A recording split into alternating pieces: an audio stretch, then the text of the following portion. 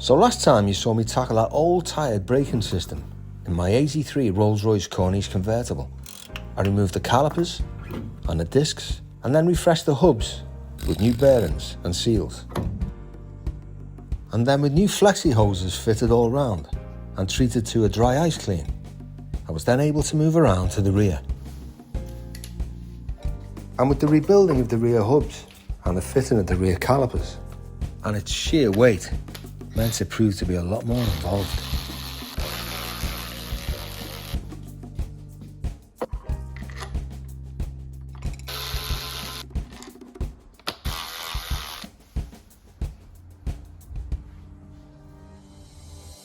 And then it's back on with them, which is easier said than done.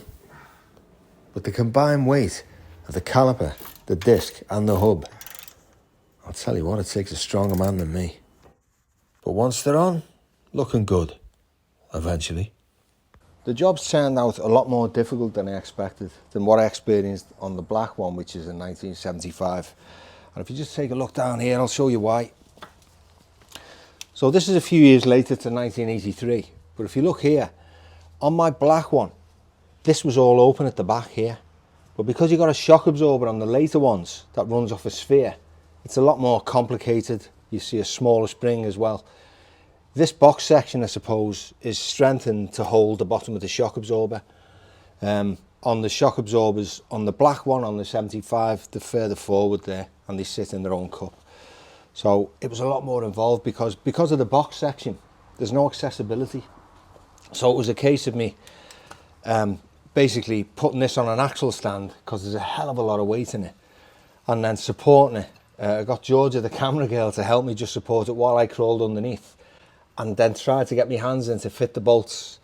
So it was all very messy and complicated and a little bit dangerous as well, a lot more involved, as I say, but we got there in the end. So now all I've got to do is connect these lines and then make sure there's no leaks in the system. And then I'll get my friend Darren over with all his equipment to test the spheres out and the pressures and the accumulators.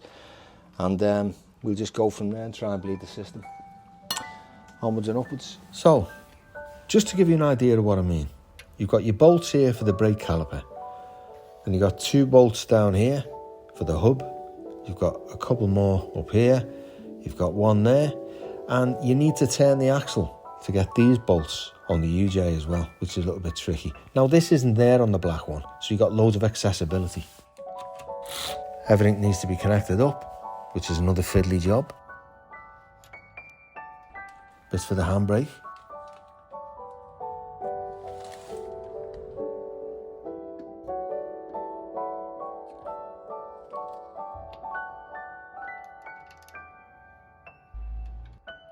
Now, some of the old brake lines I actually broke during removal, and using the original ends, rather than using copper, I always like to remake them in steel brake line. It looks better and it's safer.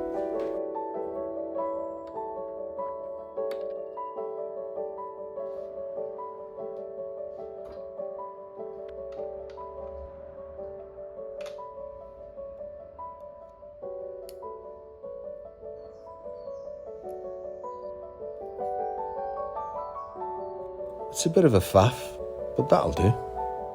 And then on to the other side.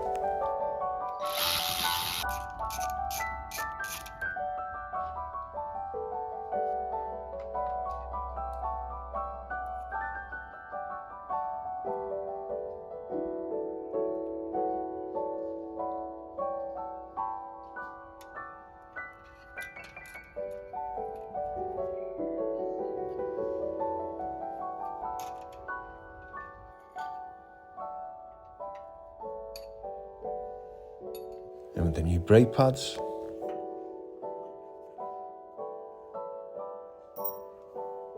A little slip of copper grease on the back. In with the clips. Job's a good one. So I'm just off to see my friend Darren Christian. He's kind of got all the gadgets to test me accumulators on the brakes on the red Corniche. And also, he's asked me as a favour, could I come and look at, he's got a long wheelbase Shadow, and it used to belong to Jack Walker of Blackburn Rovers. It's a low mileage car. Apparently he had 2 cars. He had one over in Jersey or Guernsey, and he had one in this country. And the one over in Jersey was a low mileage because it was like his country house, and he spent a little bit of time there every now and again, but he didn't drive it much. But it's kind of over the years fallen into disrepair. A while back, I built the entire braking system on it, but that's as far as he got. It needs a repaint, but the main thing is it needs a new vinyl roof, which Darren's asked me as a favour would I come and do it for him, and he's done plenty for me, and you know, we kind of do things for each other. So I'm going to go down there, I'm going to measure it up. I'm going to go over the States in August. I'm going to get a vinyl roof made for it, and then when I come back I'll probably spend a week fitting it. Let's see what he's got there. Maybe he's got some interesting cars we can talk about and chew the fat about as well. I always enjoy going to Darren's.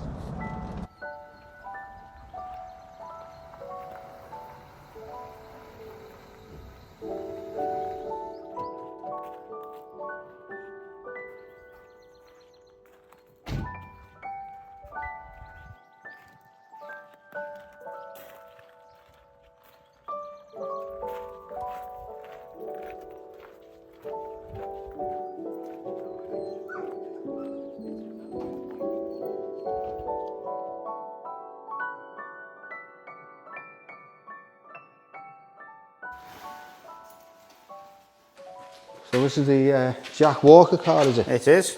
And just for the viewers, Jack Walker was the chairman of Blackburn Rovers, wasn't he? The Walker Steels is what he started That's right, as. yeah. Walker Steels as a scrap merchant. Yeah. And they were supplying steel on scrap metal up and down the country. Very big, well known in the industry. Mm. And he had 2 of these, didn't he? He had 2 of these. A gold one and this a gold brown one, which I believe was his one he left over here, which his brother used. Yeah. And this was Jack's personal car. Jack had a villa or a place in Guernsey, Yeah. which was his main residence. Main residence, yeah.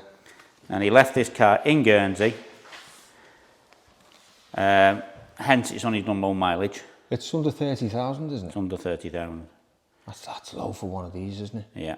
I mean, I know it looks rough, Darren. It's obviously being left out to the elements. I don't know what the story is behind it, but if you do this, it's like, well, this isn't as good as that one, is it? Solid, they're just as solid as rock. Yeah. There's no blistering, no pure nothing. tin, that, isn't it? No arches fouling, no sills going. No valances wrought in. And the chrome's quite nice. It No dings. It has suffered a little bit, the chrome. Yeah. Yeah. Just hold it just where the crease goes down. Just. I'll put it onto the marking point. Yeah, it's bang on to your feet down. Take it about 3 inches past. I'll take it back to you a bit more then. Yeah. 5 inch past. 5 inch past, okay.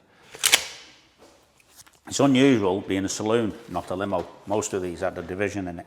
Yeah. And the earlier ones had a large back window.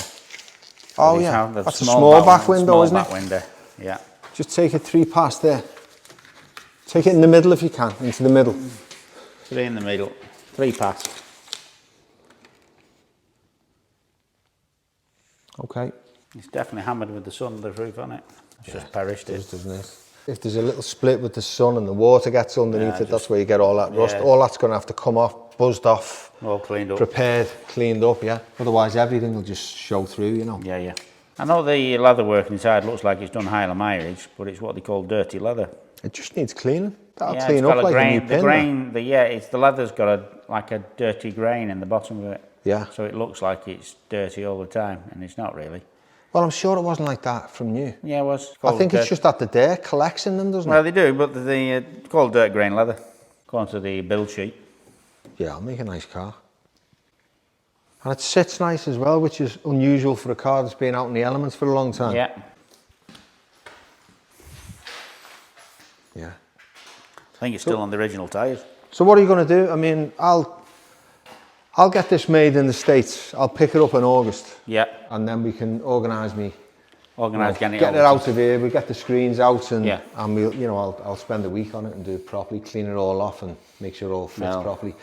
But what are you doing about the paint job? Because I'm going to have to paint it. I'm going to try and get it done before August if I can. Yeah, if you do that, I think that would kind of make sense. Even if I only paint it around the edges. I'll try and do the lot. Do a proper job, just take the screen out. Yeah, I'll try and do the lot.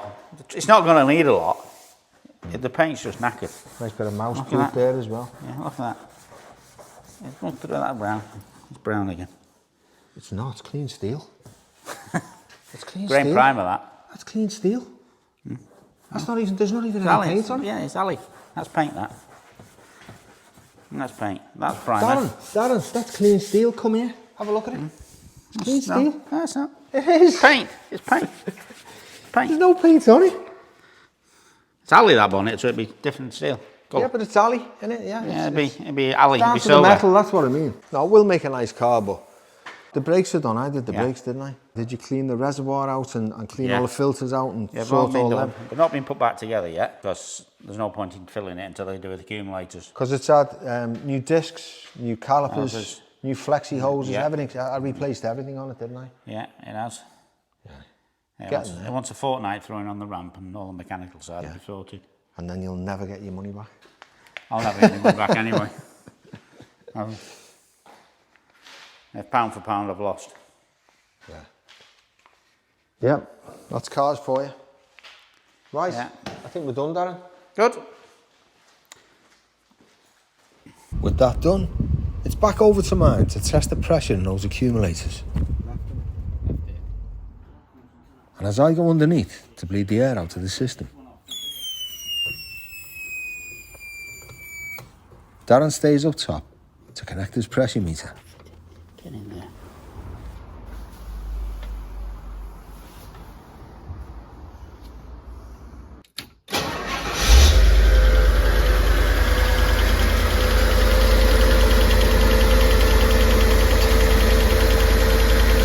That one is knackered. Okay. That should be around about 2,500 by now.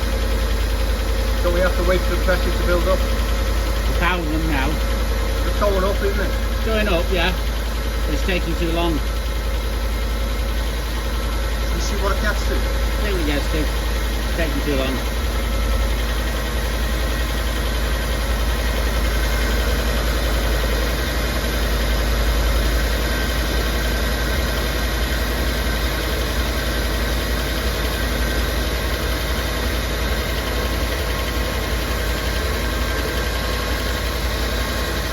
Don't need elevator beds because they don't fit over.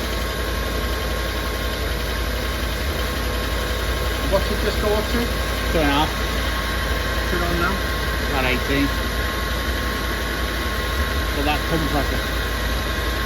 That's pump pressure.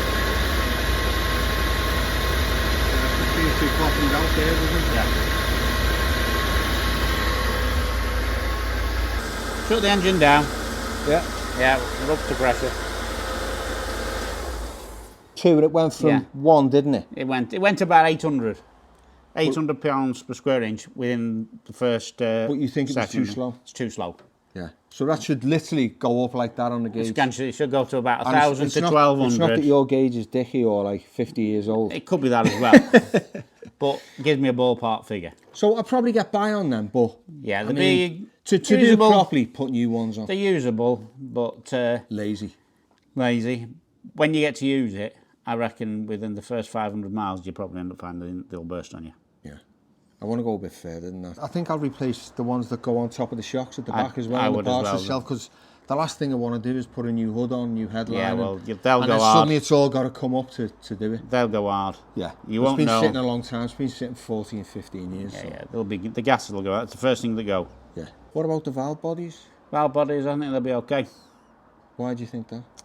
No, I'm just interested. Yeah, just thinking. I think.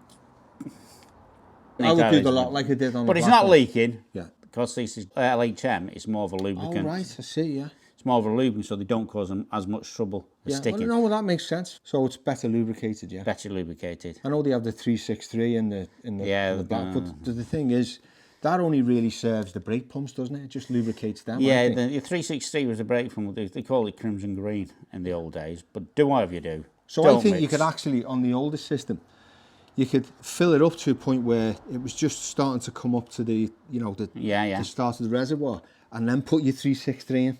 It'd save you money, and that would lubricate the two brake pumps, which yeah, you could do. I've probably got all the anoraks screaming at me now, saying, you can't do that, you know, you can't get away with that, but I can, and you know, it's my prerogative. What a lot of people do with the old Crimson Green, they get it mixed up. Yeah. And they put LHM on top of Crimson, on a brake fluid. Yeah. And it just rots every seal in the system, and you'll never fix them, whatever you do. The only way to do it is renew the whole lot. Oh, no, it happened to a friend of mine. Yeah. He put the wrong stuff in, and he literally, it just smashed all his seals. It just ruined it. He had to have a complete new system put in. It cost him thousands. Oh, well, that's a start. At least we know. We've got pressure. They should work. So now I've just got to get these accumulators off. Get them off. Fun and games. That's an easy job, that. Go on, mate. Go on, I'll put the kettle on then. Yeah, okay. I just need a 12mm spanner. So after pissing about for the best part of an hour with all these special tools and oil filter removers, what comes and saves the day? Yeah, you guessed it. My old plumber's grips.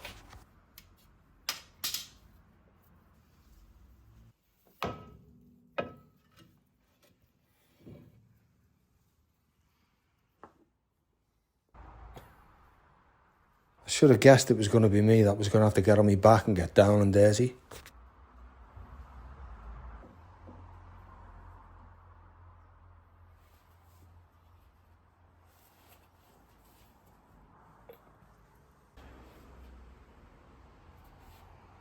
Great.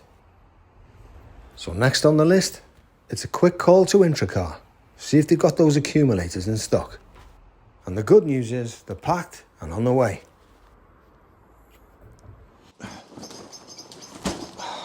Okay, so it's the next day, and there's me parcel from IntroCar, which is fantastic when you think about it. I mean, people say to me, why do we use IntroCar? You know, because every part I order is through them. I don't use Flying Spares or anyone else, for the simple reason, a few years ago I kind of built up a relationship when I was getting parts for the black Rolls-Royce. And I think it's really important when you're restoring a car to have a relationship with the people you're dealing with. And know that when, like, you talk about a part, for instance, they say, yeah, we've got one on the shelf, you'll have it first thing in the morning. Which, you know, true to the word, they've always done for me. And if there's a part they can't get, they get it within 24 hours, and then it's with me a day later. Which I think is great service, because the last thing you want when you're restoring a car is to wait a week or two for a part, and then it comes and it's the wrong one. There's nothing more frustrating. It holds you up. You can't get any kind of through line on the job. Now, let's see what we got here. And I love this Prestige parts. I think they're really quality made parts. These could be originals, actually. Look at that.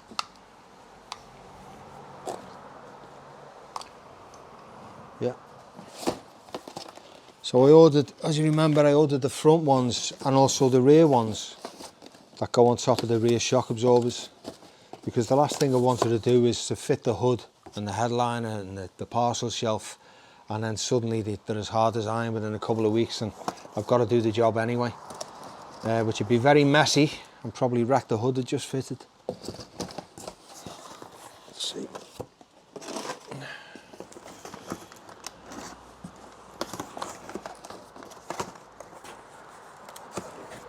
Yeah, they all look the same to me. They probably are exactly the same.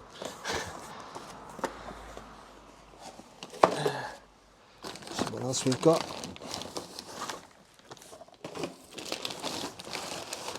Oh, and this is the LHM. The LHM fluid as well. And there should be O-rings in there. I think there's O-rings with them as well. So yeah, fantastic. Gives me a lot to be getting on with. Just check for the O-rings.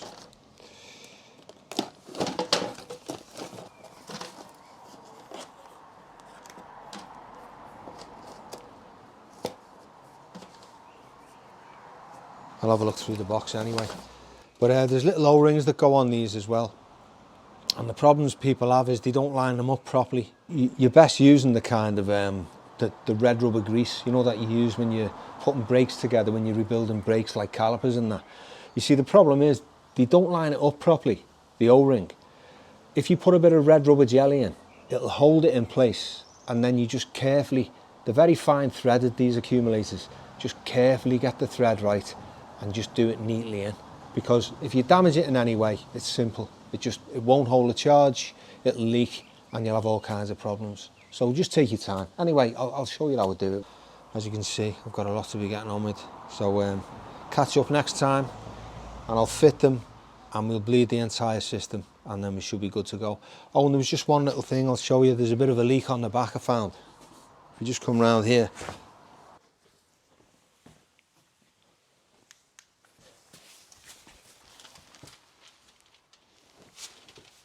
take a look at this.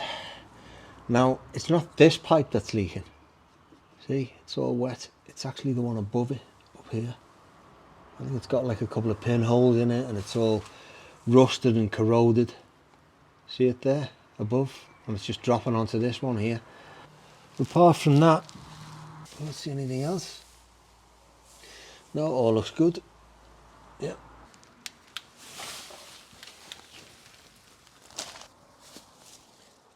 So yeah, getting there.